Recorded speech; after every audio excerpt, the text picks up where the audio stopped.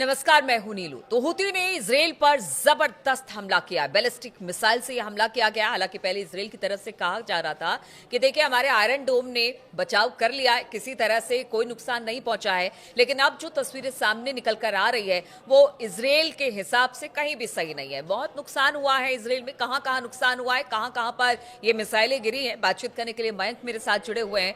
Mayank, Houthi की तरफ से बड़ा हमला, वो भी बैलिस्टिक मिसाइल से निशाना इजराइल, कहां कहां पर, किन किन जगहों पर ये निशाना बनाकर हूती ने हमला किया? देखिए, ये हूती की तरफ से जब अटैक हुआ, बताया जा रहा है कि हाइपरसोनिक और बैलिस्टिक मिसाइल से हमला किया गया।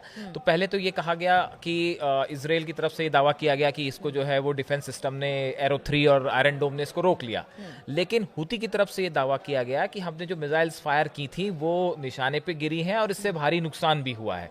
तो देखिए, अब इसकी कुछ तस्वीरें सोशल मीडिया पे सामने आनी शुरू हो गई हैं, जिसमें ये दिखाई दे रहा है कि कई जगह पे जो है वो तबाही की तस्वीरें अब सोशल मीडिया में सामने आ रही हैं। हालांकि इजराइल ने इजराइल की तरफ से इसको स्वीकार नहीं किया गया और ये भी बताया जा रहा है कि इसमें कई नागरिक और कई सैनिक भी घायल हुए हैं इजराइल के, जिन्हें अस्पतालों में भर्ती कराया गया है, जिनका इलाज चल रहा है। अब ये कितने बड़े पैमाने पर इजराइल को नुकसान हुआ है, इस तरह की खबरें आपको पता ही है कि एकदम से सामने नहीं आती हैं, इसमें टाइम लगता है। तो कुछ इंतजार और करना पड़ेगा जिसमें ये बात निकल के सामने आएगी कि इससे कितना बड़ा नुकसान इजराइल का हुआ है। देखिए, एक बात तो ये समझनी होगी कि हूती की तरफ से अचानक, देखिए पिछले कुछ समय में हमने देखा कि अमेरिका की तरफ से भी हूती पे अटैक हुए थे, इजराइल की तरफ से भी हूती पे अटैक हुए थे। कहा गया था कि उनके जो आर्म्स एंड एम्युनिशंस हैं उनको सबको तबाह कर दिया गया है। लेकिन उसके बाद भी अगर हूती अचानक बैलिस्टिक और हाइपरसोनिक मिसाइल्स तेल अवीव पर फायर करता है, जो आप पूछ रही थी कि मिसाइल्स कहाँ गिरी हैं, वो तेल अवीव पे गिरी हैं। तो इजराइल में अगर तेल अवीव पे मिसाइल्स बैलिस्टिक गिरती हैं, इससे दो तीन बातें फिर हैं बड़ी। कि एक तो पहली बात, आयरन डोम सिस्टम जो है वो डिफेंस सिस्टम कई बार फेल हो चुका है, इस बार भी वो उसको रोक नहीं पाया। दूसरी बड़ी बात है कि ये हूती के पास मिसाइल्स कहाँ से आई। ऐसा कहा जा रहा है कि ईरान और रूस की तरफ से अब भी बड़ी मात्रा में हथियारों की सप्लाई हूती को की जा रही है और ये जो बैलिस्टिक मिसाइल्स हैं ये रूस और ईरान की तरफ से दी गई, ऐसा एक्सपर्ट्स मान रहे हैं, ऐसी सोशल मीडिया पे चर्चा है। तो देखिए, ये मिसाइल्स फायर हुई, इजराइल पे गिरी भी हैं, इसकी तस्वीरें अलग अलग जगह पे जो है इसका अखबारों में जिक्र भी हो रहा है। अब देखिए, कुल मिला के बात यह है कि इसके बाद इजराइल ने हूती के जो पोर्ट्स हैं उस पे लगातार हमले किए हैं। उसके बताया जा रहा है कि F-15 प्लेन्स जो हैं वो काफ़ी सारे 14-15 प्लेन्स जो हैं वो यमन तक ट्रैवल करके गए। लेकिन ये बात समझना होगा, देखिए लेबनान की बात थोड़ी अलग थी। लेबनान जो है वो सीमा से लगा हुआ इलाका है, लेकिन अगर आपको यमन में स्ट्राइक करनी है और एयर प्लेन से स्ट्राइक करनी है, अगर फाइटर प्लेन से स्ट्राइक करनी है तो 2000 किलोमीटर इजराइल के प्लेन्स को ट्रैवल करना पड़ता है। ये खासी ट्रैवल है। तो ये उतना आसान नहीं है जितना आप लेबनान में जो है आप एयर स्ट्राइक्स कर रहे थे, आसानी से एयर स्ट्राइक कर रहे थे। तो ये उतना आसान नहीं है, बात नंबर एक। बात नंबर दो, एक जो बड़ा इस पूरे इलाके को लेकर जो है, जो कि गाजा की हम बात कर रहे थे। देखिए, अब इस मामले में सबसे बड़ा सवाल ये है कि गाजा में भी क्या सीज फायर वाली स्थिति हमास के साथ लागू होने जा रही है। बताया जाता है कि ट्रंप ये चाहते हैं कि 20 जनवरी को वो शपथ लें, उसके पहले गजा के साथ जो है वो गजा में जो है वो हमास के साथ इजराइल का सीज फायर हो जाए। इस तरह की कोशिश अमेरिका के द्वारा हो रही है। एंटनी ब्लिंकन का इसमें एक बयान सामने आया जिसमें उन्होंने कहा कि जो है वो मतलब इस तरह की बात उनके तरफ से सामने आई है कि हमास, ये क्या पॉसिबल है किस तरह से?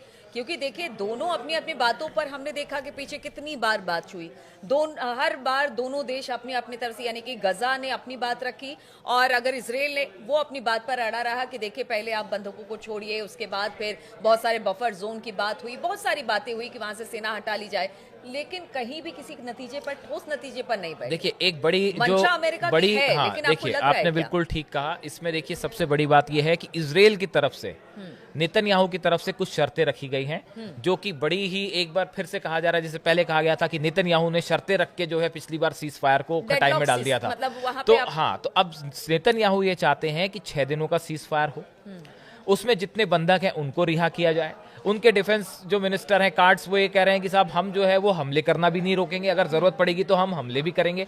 तो ये कुछ ऐसी शर्तें इजराइल रखने की कोशिश कर रहा है जो शायद हमास को मंजूरी ना हो।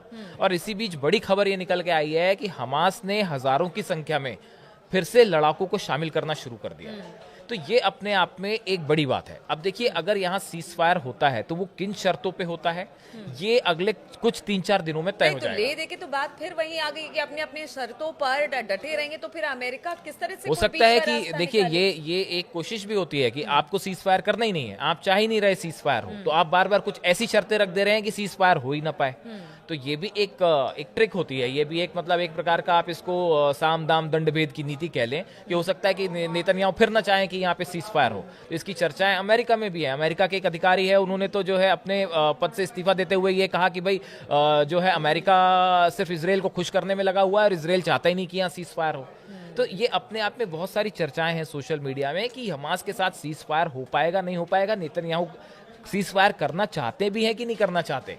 और इस बीच में देखिए गाजा में हालत जो है वो आपको पता ही है। हाँ, इंटरनेशनल ह्यूमन राइट्स वॉच एक संस्था है, उसकी तरफ से कहा गया कि पीने के पानी की सप्लाई तक खैर, रोक दी वहाँ गई की है। स्थिति तो बहुत ही खराब खराब मैम, स्थिति है। क्योंकि, बच्चे चाहे वो अखबार हो या सोशल मीडिया हो या इंटरनेशनल मीडिया हो, हर जगह हाँ, वो की परेशान तस्वीरें है। सामने आ अच्छा, इसी बीच आपने एक बात की सीरिया की। देखिए, यमन से लड़ाई है, गजा में सिचुएशन आपको पता है ही। इस बीच में एक तो लेबनान को लेके भी ये बातें सुनने में आ रही हैं कि कहीं ऐसा ना हो कि लेबनान में भी जो है हिजबुल्ला के साथ एक बार फिर से सीज फायर।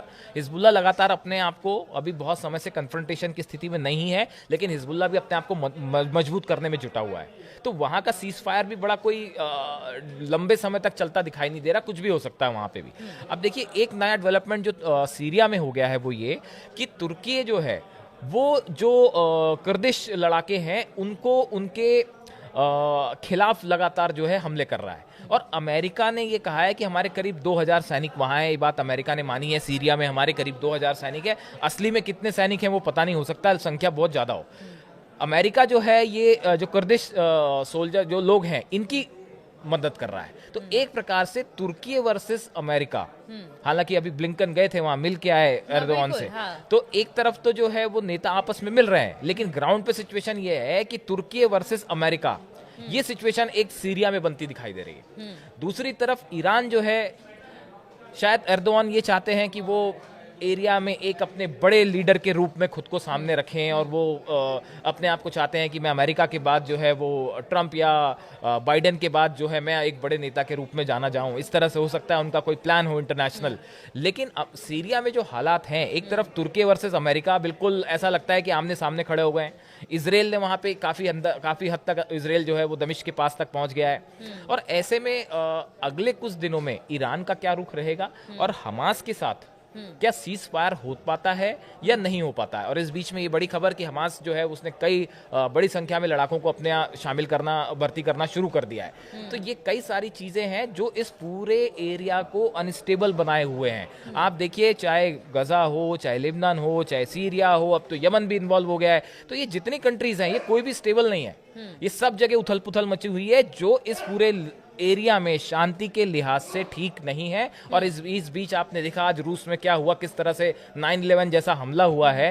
इसका परिणाम भी आगे चल के क्या होगा, ये देखने की बात। तो आपने देखा किस तरह के हालात हैं। अब रूस क्या करता है यूक्रेन को लेकर, क्योंकि आज जिस तरह से रूस पर हमला हुआ, लेकिन बात हो रही थी मिडिल ईस्ट की और मध्य पूर्व की, वहां पर हालात अभी भी बेहतर नहीं है। अब तो देखिए, अब हुती पर भी हमले हो रहे हैं, इजराइल हुती को भी निशाना बना रहा है।